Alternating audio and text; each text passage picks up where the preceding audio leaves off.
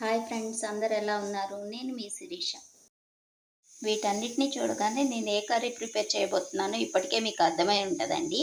Please like చేయండి friends, share చేయండి, subscribe చేయండి ప్లీజ్ ఫ్రెండ్స్.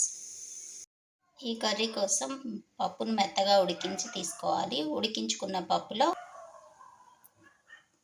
కొద్దిగా పసుపు, కొంచెం ఉప్పు వేసి మెత్తగా మెదిపి పక్కన ఉంచుకో. ఈ పప్పులో 5-6 స్పూన్ల చింతపండు గుజ్జు,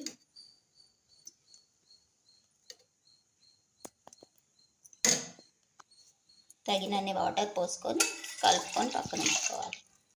కలుపుకున్న పప్పు చారులో రుచికి సరిపడా ఉప్పు, పసుపు, ఆల్రెడీ మనం పప్పులో కొంచెం పసుపు వేసుకున్నాం కదా, ఇందులో చూసుకొని పసుపు వేసుకోండి. టేస్ట్కి తగ్గట్టు కారం, వీటన్నిటిని ఒకసారి కలుపుకొని టేస్ట్ చూసుకుందాం.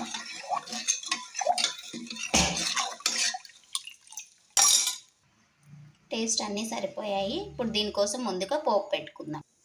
స్టవ్ వెలిగించుకొని స్టవ్ పైన గిన్నె పెట్టుకొని 2 స్పూన్ల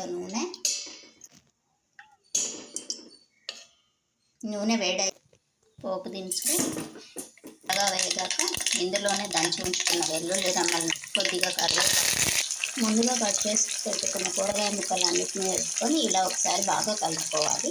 ఇలా కలుపుకున్న తర్వాత కొద్దిగా సాల్ట్, చిటికెడు పసుపు వేసుకొని మూత పెట్టుకొని మెత్తగా అయ్యేంత వరకు మగ్గించుకుంటాం. ఇప్పుడు ఒకసారి మూత తీసి చూసుకున్నాం. ఇలా ముక్క కొంచెం మెత్తబడ్డ ముందుగా మనం రెడీ చేసుకున్న పులుసు అంతటిని ఇందులో పోసుకొని ముక్క ఇంకా మెత్తగా అయ్యేంత వరకు ఉడికించుకుందాం. ఇలా ముక్క మెత్తగా అయ్యేంత వరకు అయ్యాక స్టవ్ ఆఫ్ చేసుకొని సర్వ్ చేసుకోవడమే.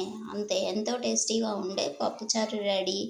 ఇందులో ఫ్రై ఏదైనా నంచుకొని తింటే చాలా సూపర్గా ఉంటుంది. ఇడ్లీలో కానీ అలా ఉప్మాలో కానీ వేసుకొని తింటే కూడా చాలా బాగుంటుంది.